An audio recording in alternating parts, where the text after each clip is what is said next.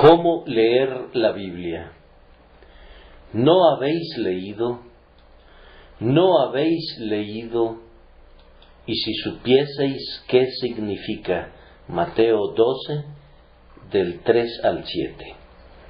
Los escribas y los fariseos eran grandes lectores de la ley. Ellos estudiaban continuamente los libros sagrados, escudriñando cada palabra y cada letra. Tomaban notas de muy escasa importancia, aunque algunas de ellas eran notas muy curiosas, como cuál era el versículo colocado exactamente a la mitad de todo el Antiguo Testamento, cuál era el versículo colocado a la mitad de la mitad, y cuántas veces aparecía una palabra, e incluso cuántas veces aparecía una letra, y el tamaño de la letra y su posición única. Nos han legado un cúmulo de observaciones maravillosas sobre simples palabras de la Santa Escritura. La misma cosa pudieran haber hecho con cualquier otro libro, y la información habría sido tan importante como los hechos que han recogido muy laboriosamente en relación a la letra del Antiguo Testamento. Sin embargo, eran esforzados lectores de la ley. Ellos iniciaron una discusión con el Salvador sobre un asunto tocante a esta ley, pues la conocían como la palma de su mano y estaban preparados para usarla como un ave de rapiña usa sus garras para destrozar y despedazar. Los discípulos de nuestro Señor habían arrancado algunas espigas de trigo y las habían restregado con sus manos. De acuerdo a la interpretación de los fariseos, restregar una espiga de trigo es una especie de trilla, y como es prohibido trillar en el día de reposo, es por tanto prohibido restregar una espiga de trigo o dos cuando se está hambriento en la mañana del día de reposo.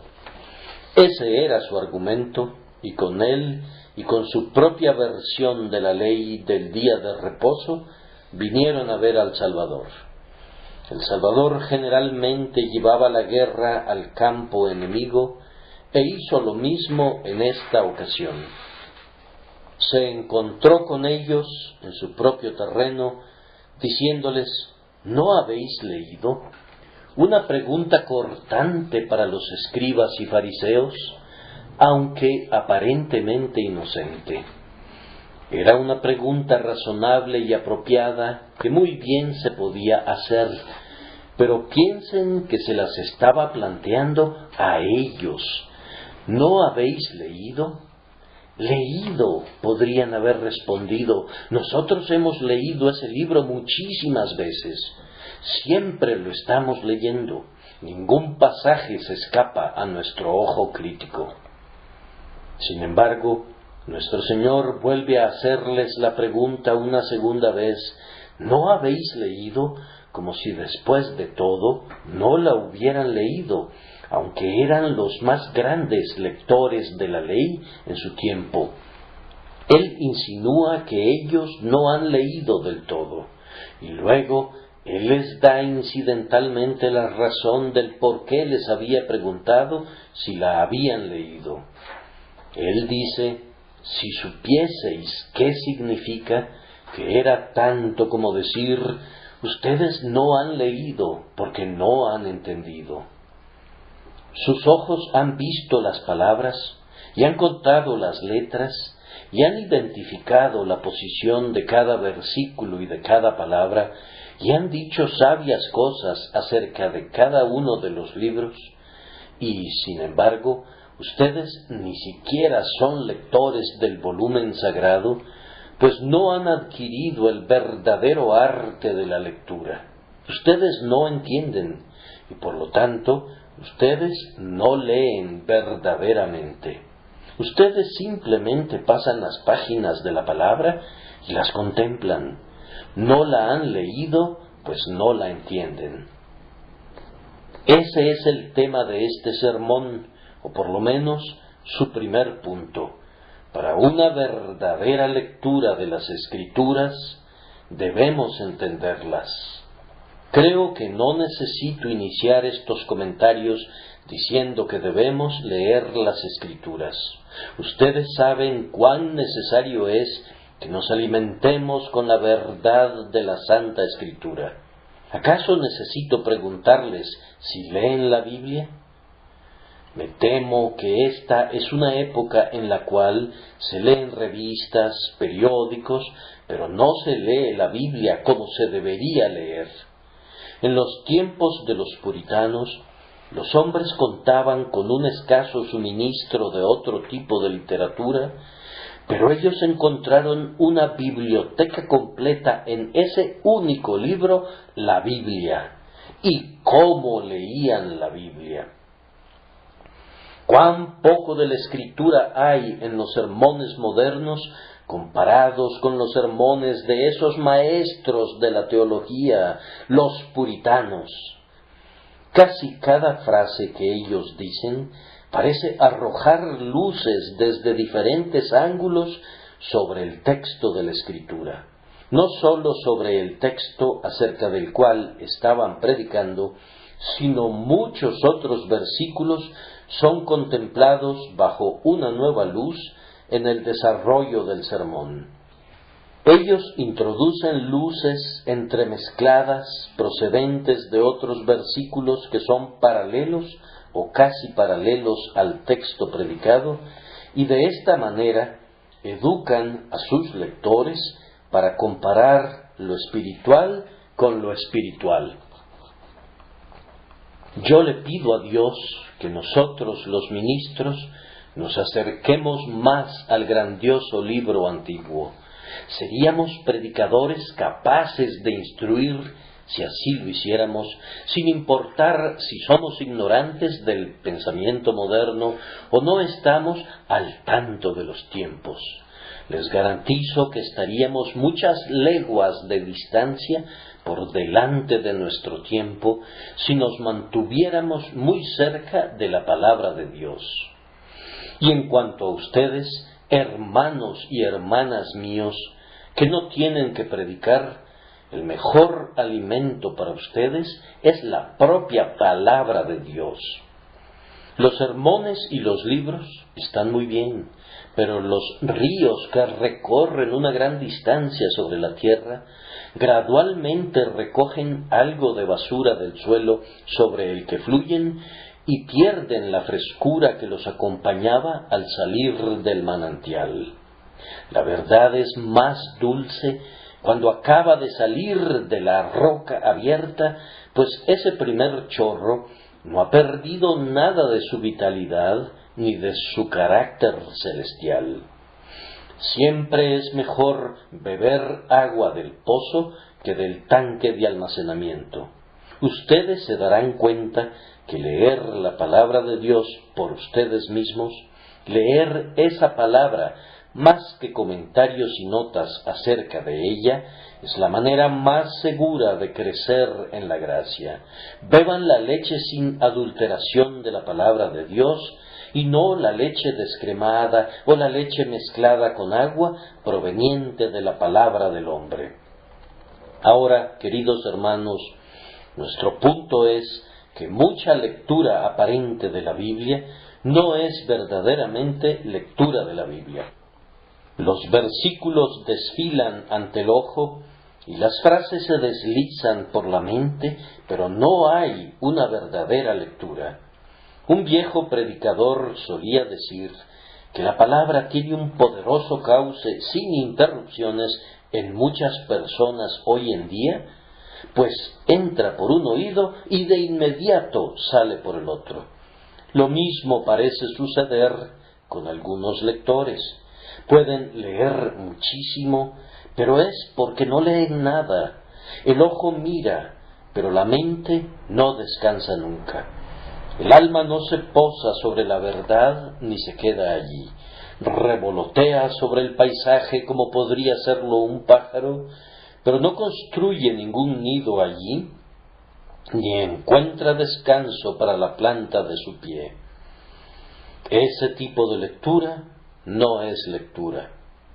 Entender el significado es la esencia de la verdadera lectura. La lectura contiene su carne jugosa y la piel es de poco valor. En la oración hay algo que podríamos describir como orar en oración, una forma de orar que constituye las entrañas de la oración. De la misma manera, en la alabanza hay un alabar en el canto, un fuego interno de intensa devoción que constituye la vida del aleluya.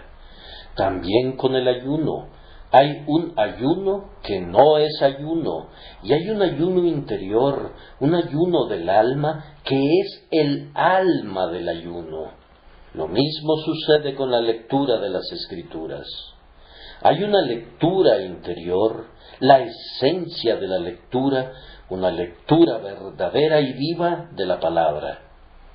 Es el alma de la lectura, y si no está presente allí, la lectura se convierte en un ejercicio mecánico que no beneficia en nada.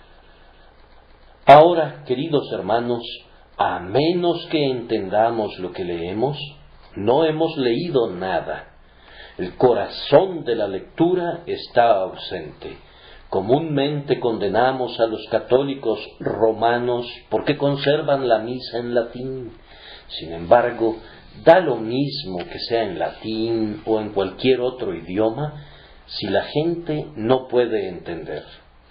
Algunos se consuelan a sí mismos con la idea de que han llevado a cabo una buena acción cuando han leído un capítulo, pero cuyo significado no han entendido del todo.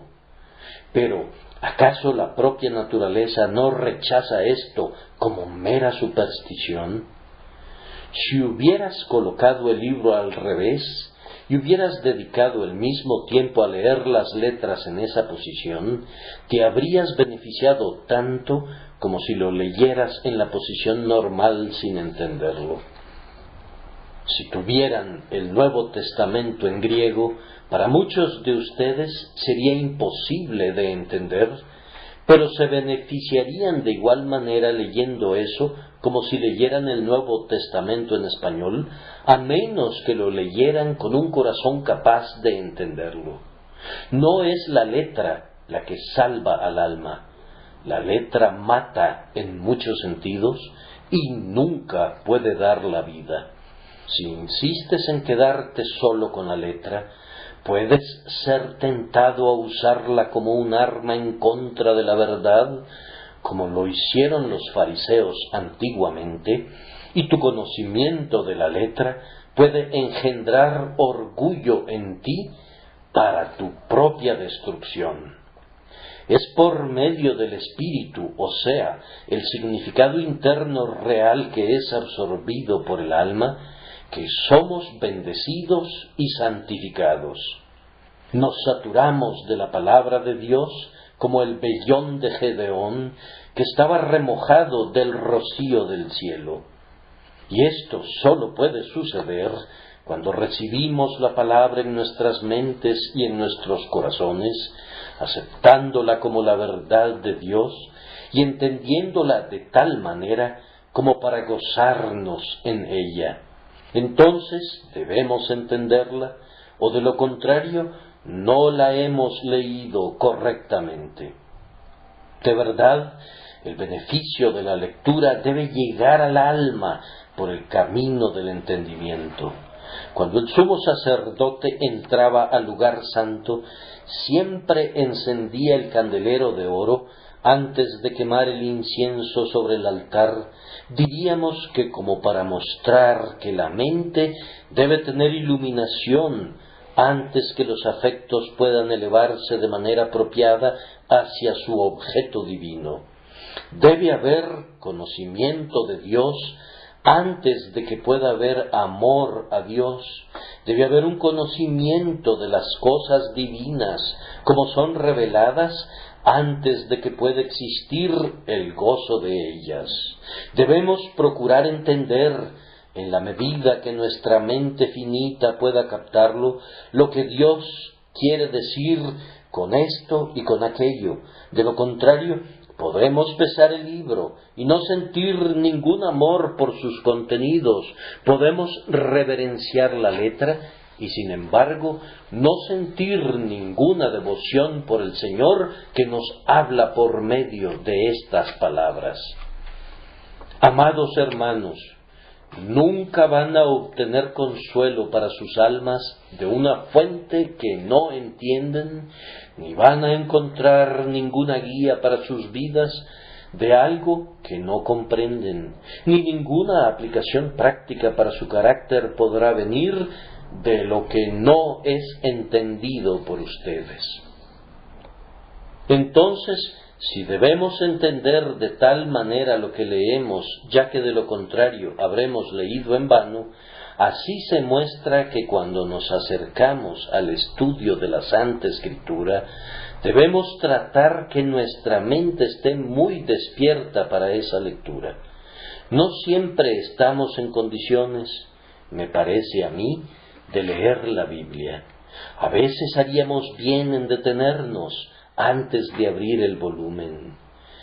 Quita tu calzado de tus pies, porque el lugar en que tú estás, tierra santa es. Acabas de hacer a un lado tus cuidados y tus ansiedades acerca de tus negocios en el mundo, y no puedes tomar ese libro y entrar en sus misterios celestiales de manera inmediata. De la misma manera que pides una bendición para tus alimentos antes de comer, también sería una buena regla que pidieras una bendición para la palabra antes de que participes de su alimento celestial. Pide al Señor que fortalezca tus ojos antes de que te atrevas a mirar la luz eterna de la Escritura.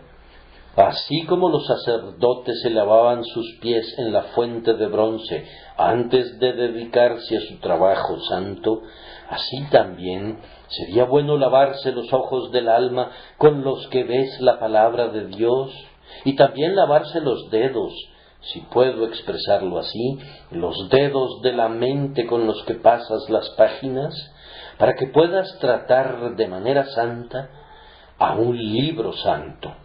Di a tu alma, alma mía, despierta, no estás a punto de leer un periódico, no estás pasando las páginas escritas por un poeta humano para que seas deleitado por su brillante poesía. Te estás acercando a Dios, que se sienta en la palabra al igual que un coronado monarca lo hace en sus salones. Despierta, gloria mía, que despierte todo lo que está dentro de mí. Aunque ahora mismo no esté alabando y glorificando a Dios, estoy a punto de considerar eso que me llevará a hacerlo, y por lo tanto es un acto de devoción. Por tanto, debes estar alerta, alma mía, debes estar alerta, y no estés cabeceándote de sueño ante el majestuoso trono de Dios. La lectura de la Escritura es para nosotros la hora de la comida espiritual. Toquen el timbre y convoquen a cada una de sus facultades para que se reúnan en la propia mesa del Señor, para tener un banquete con el precioso alimento que está disponible para nosotros ahora. O, más bien, toquen la campana de la iglesia llamando a la adoración, pues el estudio de la Santa Escritura debe ser algo tan solemne como cuando entonamos un salmo en el día del Señor en los atrios de la casa del Señor. Siendo así las cosas, ustedes comprenderán de inmediato, queridos amigos, que si van a entender lo que leen, necesitan meditar acerca de esa lectura. Algunos pasajes de la Escritura son muy claros para nosotros.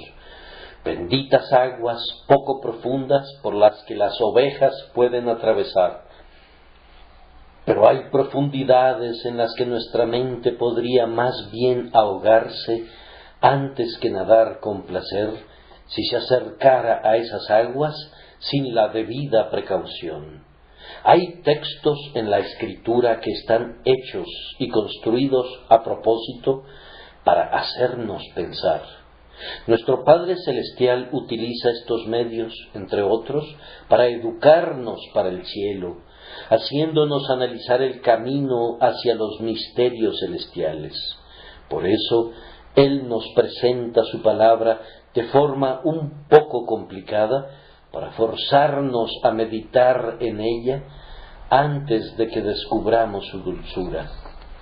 Ustedes saben que Él habría podido explicarnos un concepto de tal manera que lo pudiéramos entender en un minuto, pero no quiere hacerlo así en cada caso. Muchos de los velos que cubren la Escritura no están diseñados para encubrir su significado para los diligentes, sino para forzar la mente para que sea activa, pues a menudo la diligencia de corazón que busca entender la mente divina hace más bien al corazón que el conocimiento mismo. La meditación y la reflexión nos ejercitan y fortalecen nuestra alma para poder recibir verdades más elevadas aún. He escuchado la historia de las madres en las Islas Baleares que en tiempos antiguos, queriendo que sus hijos llegaran a ser buenos honderos, colocaban su comida en alto donde no la pudieran alcanzar, por lo que tenían que utilizar su honda y lanzar una piedra para bajar el alimento.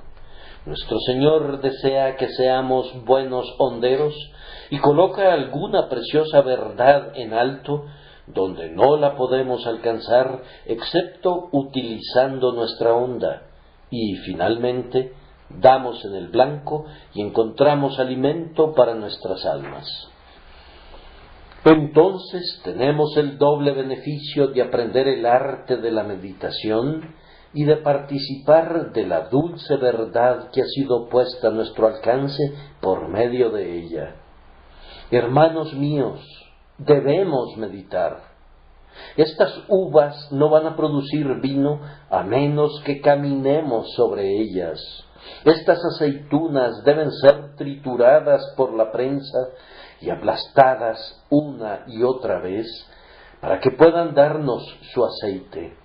En un plato de nueces, ustedes pueden saber cuál nuez ha sido comida, pues hay un hoyito que el insecto ha perforado en la cáscara, solamente un hoyito, y luego dentro encontramos al bicho comiéndose la nuez. Pues bien, es una cosa grandiosa perforar la cáscara de la letra para luego vivir dentro, alimentándonos de la nuez. Quisiera ser un gusanito así, que pudiera vivir dentro, alimentándome de la palabra de Dios, habiendo perforado el hoyito en la cáscara y habiendo alcanzado el misterio más profundo del bendito Evangelio. La palabra de Dios es siempre más preciosa para el hombre que vive mayor tiempo en ella. El año pasado estaba sentado bajo un árbol de haya muy frondoso y sentí placer al observar con mucha curiosidad los hábitos singulares de ese árbol tan maravilloso que parece poseer una inteligencia que otros árboles no tienen. Me sorprendía y me maravillaba la haya, pero luego pensé, yo no valoro tanto a esta haya como aquella ardilla. La veo brincar de rama en rama y estoy seguro de que la ardilla valora grandemente a esa vieja haya porque tiene su hogar en un hoyo en algún lugar del árbol y estas ramas son su abrigo y la fruta que produce el árbol es su alimento.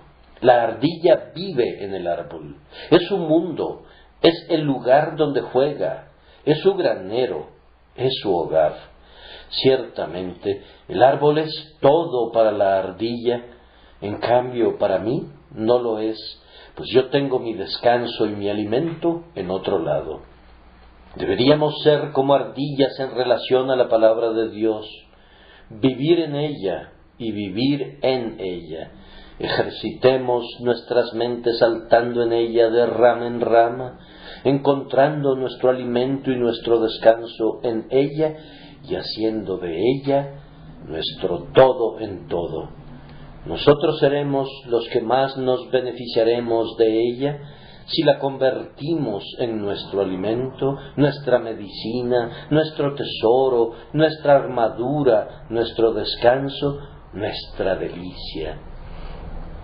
Que el Espíritu Santo nos lleve a hacer esto y que haga que la palabra sea muy preciosa para nuestras almas. Amados hermanos, a continuación quiero recordarles que para este propósito debemos ser forzados a orar. Es algo grandioso ser llevados a pensar, pero es más grandioso aún ser guiados a orar después de haber sido llevados a pensar. ¿Acaso no me estoy dirigiendo a algunos de ustedes que no leen la palabra de Dios y acaso no estoy hablando a muchos más que la leen, pero no la leen con la fuerte voluntad de entenderla? Yo sé que así es. ¿Quieren empezar a ser verdaderos lectores? ¿Se van a esforzar de ahora en adelante por entenderla?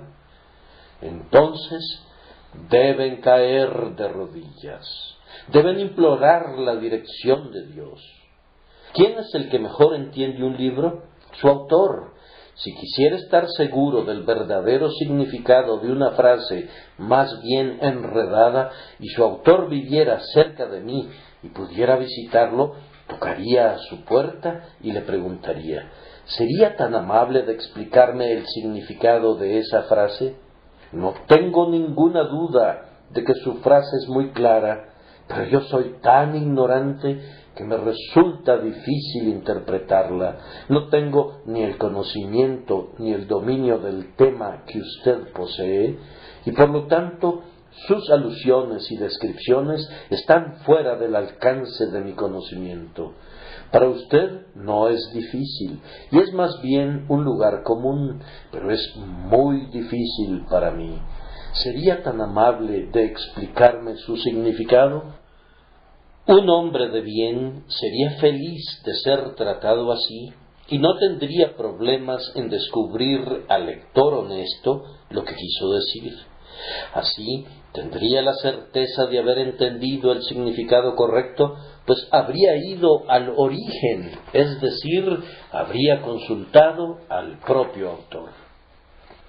Entonces, amados hermanos, el Espíritu Santo está con nosotros, y cuando tomamos su libro y necesitamos saber lo que quiere decir, debemos pedirle al Espíritu Santo que nos revele su significado. Él no hará un milagro, pero elevará nuestras mentes y nos sugerirá pensamientos que nos van a guiar hacia adelante por medio de una mutua relación natural, hasta que al fin llegaremos a la esencia y al corazón de la instrucción divina. Busquen de verdad la guía del Espíritu Santo, pues si el alma verdadera de la lectura es el entendimiento de lo que leemos, entonces debemos implorar al Espíritu Santo que descubra los secretos misterios de la palabra inspirada. Si pedimos que el Espíritu Santo nos guíe y nos enseñe, se entiende, queridos amigos, que estaremos preparados para usar todos los medios y ayudas disponibles para entender la Escritura. Cuando Felipe le preguntó al eunuco etíope si podía entender la profecía de Isaías, él respondió: ¿y cómo podré si alguno no me enseñare? Entonces Felipe subió y se sentó con él y le explicó la palabra del Señor. Algunas personas pretenden ser enseñadas por el Espíritu de Dios y rehúsan recibir ninguna instrucción ni de libros ni de persona alguna. Esto no honra al Espíritu de Dios. Es una falta de respeto hacia Él, pues Él da a algunos de sus siervos más luz que a otros, es claro que lo hace así, quienes a su vez tienen la obligación de dar esa luz a otros y usarla para el bien de la Iglesia. Pero si la otra parte de la Iglesia rehúsa recibir esa luz, ¿con qué objeto entonces dio el Espíritu de Dios esa luz? Esto implicaría que hay un error en algún punto en la economía de los dones y las gracias administrada por el Espíritu Santo. Eso no puede ser. El Señor Jesucristo quiere dar más conocimiento de su palabra y más profundidad de visión a unos de sus siervos más que a otros, y a nosotros nos corresponde aceptar gozosamente el conocimiento que Él da de la manera que Él elija darlo. Sería muy perverso de parte nuestra decir: no aceptaremos el tesoro celestial que está contenido en vasos de barro. Si Dios quiere darnos el tesoro celestial directamente de su mano, pero no por medio de vasos de barro, lo aceptaremos. Pero pensamos que somos demasiado sabios, nuestra mente es sumamente celestial, somos demasiado celestiales para que nos interesen esas joyas que están colocadas en vasijas de barro. No escucharemos a nadie y no leeremos nada excepto el propio libro, ni tampoco aceptaremos ninguna luz excepto la que se desliza por las hendiduras de nuestro propio techo.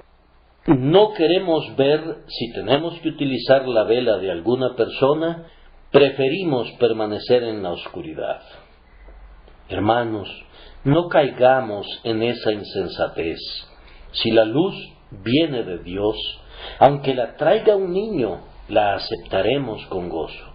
Si cualquiera de sus siervos, ya sea Pablo o Apolo o Cefas, ha recibido luz que viene de él, he aquí, todo es vuestro, y vosotros de Cristo, y Cristo de Dios. Por tanto, aceptemos la luz que Dios ha encendido, y pidamos la gracia para hacer brillar esa luz sobre la palabra, de tal forma que cuando la leamos, podamos entenderla. No deseo decir nada más sobre esto, pero me gustaría recalcar esto para algunos de ustedes. Ustedes tienen la Biblia en su casa, yo sé. ¿No les gustaría estar sin la Biblia? Pues podría pensarse que son paganos si no tuvieran la Biblia. Tienen la Biblia muy bien encuadernada y son volúmenes que se ven preciosos. No se ven muy usadas, no han sido leídas y no es muy probable que sean leídas, pues sólo se sacan el día domingo para que les dé el aire y permanecen en el guardarropa junto con el pañuelo del traje todo el resto de la semana. Ustedes no leen la palabra, no la escudriñan, ¿y cómo esperan recibir la bendición divina?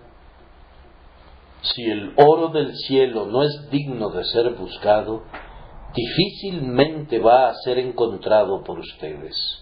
Muy a menudo les he repetido que el acto de escudriñar las Escrituras no es el camino de la salvación. El Señor ha dicho: cree en el Señor Jesucristo y serás salvo. Pero aún así, la lectura de la palabra, lo mismo que el oírla, a menudo lleva a la fe, y la fe trae salvación, ya que la fe viene por el oír, y la lectura es una forma de escuchar. Mientras están investigando para saber qué es el Evangelio, puede agradar a Dios dar la bendición a sus almas. Pero qué pobremente leen la Biblia algunos de ustedes. No quiero decir algo que sea muy severo, si no es estrictamente la verdad. Que hablen sus propias conciencias. Pero quiero hacer una pregunta muy osada. ¿Acaso no leen la Biblia? Muchos de ustedes, de una manera muy apresurada, leen solo un poquito y luego la hacen a un lado. ¿Acaso no olvidan pronto lo que han leído y pierden el poco efecto que pudo haber tenido la lectura? ¿Cuán pocos de ustedes están decididos a llegar hasta el alma de ella, hasta su vida, su esencia y beber de su significado? Pues bien, si no hacen eso, les digo de nuevo que la lectura de ustedes es una lectura miserable, muerta, que no produce beneficio alguno. Ni siquiera la podemos llamar lectura, pues ese nombre no podría aplicarse. Que el Espíritu bendito les dé el arrepentimiento en lo tocante a este tema. Ahora, en segundo lugar, y de manera muy breve, observemos que en la lectura debemos buscar la enseñanza espiritual de la palabra. Creo que eso está contenido en mi texto, porque nuestro Señor dice, ¿no habéis leído? Y luego, nuevamente, ¿no habéis leído? Y luego dice, y si supieseis qué significa, y el significado es algo muy espiritual. El texto que citaba es, misericordia quiero y no sacrificio, un texto tomado del profeta Oseas. Ahora, los escribas y los fariseos enfatizaban la letra, el sacrificio, degollar el ganado y rituales parecidos. Ellos pasaban por alto el significado espiritual del pasaje, misericordia quiero y no sacrificio, es decir, que Dios prefiere que nos preocupemos por nuestros semejantes más que por el cumplimiento de cualquier ceremonial de su ley, y que al dar prioridad a su observación, hagamos pasar hambre o sed o causemos la muerte a cualquiera de las criaturas que sus manos han hecho. Deberían haber ido más allá de lo exterior hacia lo espiritual, y todas nuestras lecturas deben hacer lo mismo. Observen que este es el caso cuando leemos los pasajes históricos. ¿No habéis leído lo que hizo David cuando él y los que con él estaban tuvieron hambre? ¿Cómo entró en la casa de Dios y comió los panes de la proposición, que no les era lícito comer ni a él ni a los que con él estaban, sino solamente a los sacerdotes? Este es un texto histórico que ellos deberían haber leído de tal manera que pudieran haber encontrado su enseñanza espiritual. He oído a algunas personas insensatas que dicen, pues a mí no me interesa leer las partes históricas de la Escritura. Queridos amigos, no tienen la menor idea de lo que están diciendo. Les digo por experiencia que muchas veces he encontrado mayor profundidad espiritual en las historias que la que he encontrado en los salmos. Ustedes dirán, ¿cómo es eso? Yo afirmo que cuando se alcance el significado íntimo y espiritual de una historia, uno se sorprendería a menudo de la maravillosa claridad, la fuerza viva con que la enseñanza penetra en el alma. Algunos de los más maravillosos misterios de la revelación pueden entenderse mejor cuando son explicados de forma visual en las historias que cuando son presentados en forma de una declaración verbal. Cuando tenemos una definición que explica una ilustración, la ilustración expande y da vida a la definición. Por ejemplo, cuando el propio Señor quiso explicarnos qué es la fe, hizo referencia a la historia de la serpiente de bronce. ¿Y quién que haya leído alguna vez la historia de la serpiente de bronce no ha sentido que ha comprendido mejor la fe por medio del cuadro de las personas que están muriendo por las mordeduras de las serpientes, pero que finalmente viven al contemplar la serpiente de bronce? Este cuadro tiene mayor fuerza que cualquier descripción que el propio Pablo nos haya dado, independientemente de cuán maravillosas son las definiciones y las descripciones de Pablo. Les suplico que nunca desprecien las porciones históricas de la palabra de Dios, sino que cuando no puedan derivar ningún bien de ellas, digan: esto se debe a mi cabeza dura y a mi corazón lento. Oh Señor, dígnate aclarar mi cerebro y limpiar mi alma. Cuando Él responda esa oración, ustedes van a sentir que cada porción de la palabra de Dios es dada por inspiración y es y debe ser de utilidad para ustedes. Exclamen: abre mis ojos y miraré las maravillas de tu ley. Lo mismo es exactamente válido en lo relativo a todos los preceptos ceremoniales, porque el Salvador continúa diciendo: ¿o no habéis leído en la ley cómo en el día de reposo los sacerdotes en el templo profanan el día de reposo y son sin culpa? No hay ni un solo precepto de la antigua ley que no tenga un sentido y un significado profundos. Por lo tanto, no evitemos la lectura del libro de Levítico, ni digamos: yo no puedo leer estos capítulos de los libros de Éxodo ni de Números.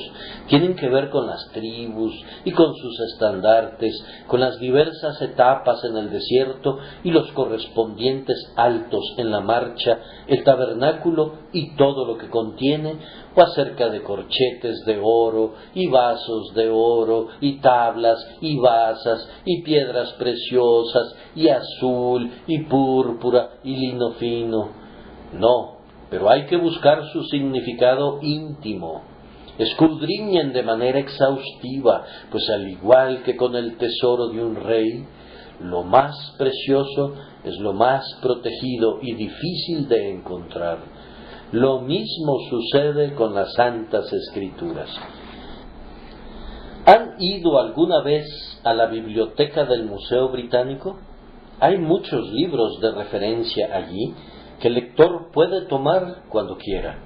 Hay otros libros para los que se necesita llenar una tarjeta y uno no puede tomarlos si no la ha llenado previamente. Pero hay allí un grupo selecto de libros que no podrán verse si no se obtiene una orden especial, y esto solo después de quitar la llave de las puertas, de abrir cajones y ante la presencia de un vigilante que siempre está presente mientras se lleva a cabo la inspección del libro. Escasamente se te permite fijar tus ojos en el manuscrito por temor de que se borre una letra mientras se la está mirando. Es un tesoro tan precioso. No hay ninguna otra copia en todo el mundo y por lo tanto no es fácil su acceso. De la misma manera hay doctrinas de Dios selectas y preciosas que están encerradas en cajas que se llaman Levítico o el Cantar de los Cantares, y no puedes acercarte a ellos si no abres ciertas puertas, y el propio Espíritu Santo debe estar contigo, o de lo contrario nunca vas a encontrar el tesoro precioso. Las verdades más elevadas están muy bien escondidas, como los tesoros reales de los príncipes. Por lo tanto, debes escudriñar cuando lees. No te quedes satisfecho cuando leas un precepto ceremonial hasta que no alcances su significado espiritual, pues esa es la verdadera lectura. No habrás leído mientras no hayas entendido el espíritu del tema. Lo mismo sucede con las expresiones doctrinales de la palabra de Dios. He observado con tristeza a algunas personas que son muy ortodoxas y que pueden repetir su credo con mucha fluidez, y sin embargo, el uso principal que dan a su ortodoxia es el de sentarse y observar detenidamente al predicador con el fin de encontrar un motivo de crítica en su contra. Ha pronunciado una sola frase que es considerada como un mínimo desvío del estándar. Este hombre no tiene sana doctrina. Ha dicho algunas cosas buenas, pero en el fondo está podrido, estoy seguro. Usó una expresión que no era categóricamente pura. Para estos queridos hermanos a los que me refiero, la predicación tiene que tener algo más que el ciclo del santuario. Algo menor ya no es suficiente. Su conocimiento es utilizado como un microscopio para hacer grandes las pequeñas diferencias. No dudo en afirmar que me he encontrado con personas que pueden dividir un cabello y descubrir la línea que divide su parte oeste de la parte noroeste, en asuntos de teología, pero que no saben nada del verdadero significado de las cosas de Dios. Nunca las han bebido de tal manera que lleguen a sus almas, sino que sólo las han sorbido en sus bocas para luego escupirlas sobre otros. La doctrina de la elección es una cosa, pero saber que Dios te ha predestinado a ti y tener su fruto en buenas obras a las cuales has sido ordenado es algo muy diferente. Hablar del amor de Cristo, hablar del cielo que ha sido destinado para su pueblo y cosas semejantes, todo eso está muy bien, pero esto puede hacerse sin tener un conocimiento personal de esas cosas. Por tanto, queridos hermanos, nunca debemos estar satisfechos si sólo poseemos una doctrina sana, sino que debemos anhelar tenerla grabada en las tablas de nuestro corazón. Las doctrinas de la gracia son buenas, pero es mejor aún la gracia de las doctrinas. Busquen obtenerla y no estén contentos con la idea de que han sido instruidos hasta tanto no hayan entendido la doctrina de tal manera que hayan sentido su poder espiritual. Esto nos hace comprender que, para lograr esto, necesitamos sentir que Jesús está presente con nosotros siempre que leamos la palabra de Dios. Fíjense en ese versículo 5 que ahora quiero presentar a ustedes como parte de mi texto y que hasta ahora no había mencionado.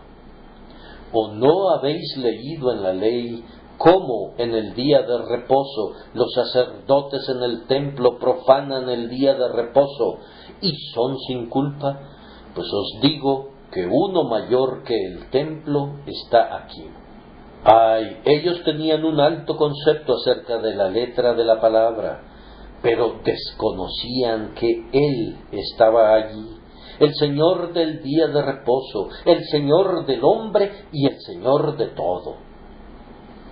O cuando hayan aprendido una doctrina o una ordenanza o cualquier cosa que sea externa en la palabra, pidan al Señor que los haga sentir que hay algo más grande que el libro impreso y algo mejor que la simple cáscara de esa doctrina. Hay una persona que es más grande que cualquier otra y a Él debemos clamar para que esté siempre con nosotros. Oh Cristo viviente, haz que esto sea una palabra viva para mí. Tu palabra es vida, pero no si el Espíritu Santo no está allí. Yo puedo conocer tu libro de principio a fin y repetirlo de memoria de Génesis a Apocalipsis, y sin embargo puede ser un libro muerto y yo un alma muerta. Pero Señor, te pido que estés presente aquí.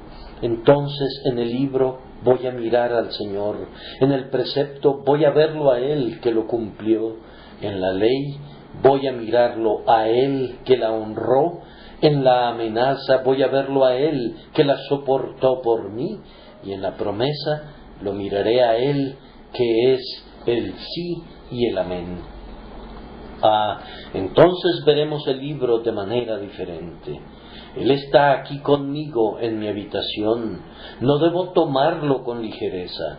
Él se inclina sobre mí, señala con su dedo las líneas y puedo ver su mano traspasada. Voy a leer el libro como si estuviera en su presencia. Voy a leerlo sabiendo que Él es su sustancia, que Él es la prueba de este libro y también su escritor. Él es la suma de esta escritura y también su autor. Esa es la forma en que los verdaderos estudiantes se vuelven sabios. Podrán encontrar el alma de la Escritura cuando puedan conservar a Cristo con ustedes mientras están leyendo. ¿Acaso no han oído nunca un sermón que les ha hecho sentir que si Jesús hubiera descendido a ese púlpito mientras el predicador estaba hablando, le habría dicho: deja el púlpito, no tienes nada que hacer aquí. Yo te envié para que predicaras acerca de mí, y tú estás hablando acerca de una docena de cosas diferentes. Vete a casa y aprende de mí, y después ven a predicar. Un sermón que no lleve a Cristo, o del que Jesucristo no sea el principio y el fin, es un tipo de sermón que hará reír a los diablos en el infierno y llorar a los ángeles del cielo si fueran capaces de tales emociones. ¿Ustedes recuerdan la historia de ese hombre de Gales que escuchó predicar a un joven un sermón muy bueno, un sermón grandioso, pomposo, muy elevado? Y cuando hubo terminado de predicar, le preguntó al hombre de Gales qué le había parecido. El hombre le respondió que no le había parecido nada bueno. ¿Y por qué no? Porque Jesucristo no estaba allí. Bien, dijo el predicador, pero mi texto no parecía estar orientado a eso. No importa, dijo el hombre de Gales, tu sermón debía estar orientado a eso. No me parece así, dijo el joven predicador. No, dijo el otro, todavía no sabes cómo predicar. Así es como se debe predicar. Desde cada pequeño pueblo de Inglaterra, sin importar dónde se encuentre, ciertamente hay un camino que lleva a Londres. Puede ser que no haya ningún camino hacia otros lugares, pero con toda certeza hay un camino a Londres. Ahora, desde cada texto de la Biblia hay un camino que conduce a Jesucristo y la forma de predicar es decir simplemente: ¿cómo puedo ir desde este texto hasta Jesucristo? Y luego predicar a lo largo de ese camino. Bien, pero, replicó el joven predicador, supongamos que encuentro un texto que no tiene un camino que conduce a Jesucristo. Yo he predicado durante 40 años, dijo el viejo predicador, y nunca me he encontrado con un texto así, pero si alguna vez me encontrara con uno, haría cualquier cosa, pero llegaría a él, pues nunca concluiría un sermón sin predicar a mi Señor. Tal vez ustedes piensan que he ido un poco lejos hoy, pero estoy persuadido de que no es el caso, pues tenemos el versículo 6 que trae al Señor de manera sumamente dulce, poniéndolo al frente de ustedes, lectores de la Biblia, para que no piensen en leer sin sentir que Él está aquí, el Dios y Señor de todo lo que ustedes están leyendo, y que hará que estas cosas sean preciosas para ustedes si pueden verlo a Él en todas ellas. Si no pueden encontrar a Jesús en las Escrituras, no nos servirán de mucho, pues ¿qué fue lo que el propio Señor dijo? Escudriñad las Escrituras, porque a vosotros os parece que en ellas tenéis la vida eterna, y no queréis venir a mí para que tengáis vida. Por lo tanto, el ejercicio de escudriñar se convierte en nada. No encuentran ninguna vida y permanecen muertos en sus pecados. Esperemos que esto no ocurra con nosotros. Para concluir, una lectura de la Escritura de esta forma, que implica entender y penetrar en su significado espiritual y descubrir la persona divina que es el significado espiritual, es provechosa, pues el Señor dice: y si supieseis qué significa misericordia quiero y no sacrificio, no condenaríais a los inocentes. Si llegáramos a entender la palabra de Dios, nos evitaríamos muchísimos errores y, entre otras cosas buenas, no condenaríamos a los inocentes.